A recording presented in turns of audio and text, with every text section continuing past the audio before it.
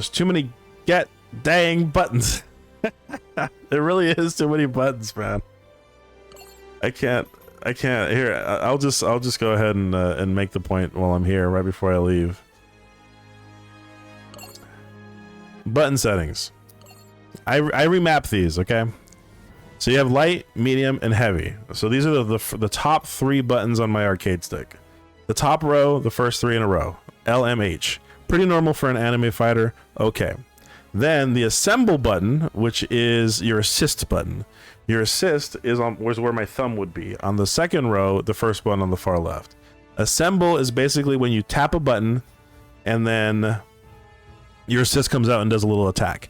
Depending on which direction you press, we'll pick the specific assist. Like, you know how your characters are in a little diamond pattern on the top left and top right corner? The one on the top of the diamond is your point character, and then left, down, and right are your 1, 2, and 3. So if I hold left on the D-pad and tap A, it'll pick the assist that's in that slot. Okay? Pretty simple so far. Great. Unique. Unique attacks are effectively command normals. Are you familiar with a command normal? A command normal is any button, is a normal button, a normal attack button, but with some directional thing which changes or does a special attack. And so that varies from character to character. For example, Miss Marvel, she doesn't have air dashes. When you're in the air and you tap left or tap right, most characters will dash in the air. Miss Marvel can't air dash. However, her unique, when she's in the air, if you tap back and then hit the unique button, in this case circle, she will then stretch her arm out in her opposite direction, grab the wall, and then pull herself. So that kind of works like an air dash.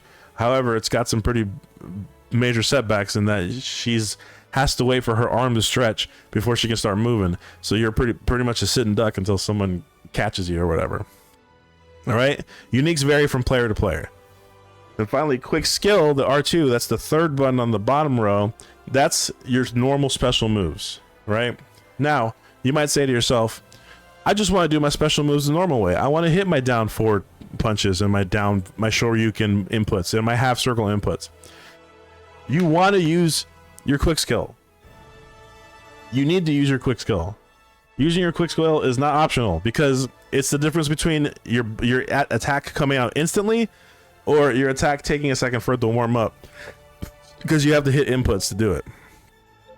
The argument is that if you manually enter your skills, you'll do more damage, and that's how it worked on a bunch of other games, including like Persona, for example, Persona or 5 Arena or whatever that name of the game was, the fighting game that ArcSys also made. But the fact of the matter is, getting priority and getting the hits in is way more important than doing a slightly bit of more amount of damage. The damage that you're going to get is negated by the fact that you can send your attack out the instant that you press the command. That's the issue. That's the problem, right? So quick skill QS is basically every special move. Back quick skill, down quick skill, forward quick skill. Very similar to how it works on Smash Brothers, actually, if you think about it. Because you know how you have the B button and then like you can hit direction and the B button, that's your special moves for all your characters. That's what they're trying to replicate. It's a Smash style input. Quick dash, same difference. A dash in most fighting games is forward or back. This is the same movement but with one button. You want to do quick dashes. Less inputs means more consistent inputs. Quick tag is L2 now on my controller, so that's every face. That's all 8 face buttons that I have tagged. Quick tag just lets you switch your character to another assist. If you hold the direction and quick tag, they'll come out the moment that you press the button. The other way that you could do that is by doing assemble and then holding the assemble button. And you see how that's an issue? When you hit the assemble button, it calls out an assist and they do their attack. But then if you want to switch to that person, you have to hold that button long enough for then the point character to switch. That's a problem. It takes time for that to happen, and usually that's an opening that a player might need to get in. A quick tag will swap you the moment you press the button, which means you can block sooner the moment you switch, assuming you don't want to get bopped by somebody. Okay? A quick assemble, the shortcut is light and A. The light attack and A attack. At first I had quick assemble as a button, as a macro.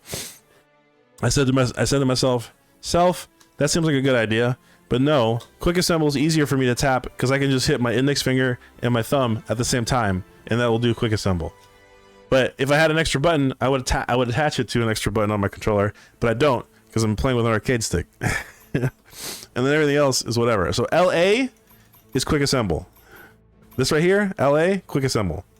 To throw is medium plus heavy, which is why it's on here. And light plus medium, I'm pretty sure that's the unique skill. So when I say this game has too many goddamn buttons, this is what I'm talking about. Everything has a purpose, everything is worth it, and every character uses the buttons differently. The only consistent thing is LMH, which is, you know, those are your main 3 attacks, and then maybe assemble. But everything else is different for every single freaking character on this game. So in a way it's simplified, but it's also a crapshoot what you're going to get when you press certain button combinations. And I haven't even gotten into like mechanics like where you're blocking and then you tap LA, which is quick assemble, which lets you counter a person. And there's 2 different types of quick assemble counters. There's one where you're blocking and then you hit L and A. So while you're already taking shots, it'll let you swap characters. Or there's one where you do it the moment you block, like a parry, and then that gives you like an instant block. But then if you do the instant block parry version, then your opponent can also do the same instant block parry thing at the same time to counteract your counter, which is ridiculous and shouldn't be a thing. If you got a perfect block, there shouldn't be any instance where they're able to do that, but whatever, I don't care. Anyway, too many goddamn buttons, bro. Too many. I'm tired of this game. There's way too many buttons.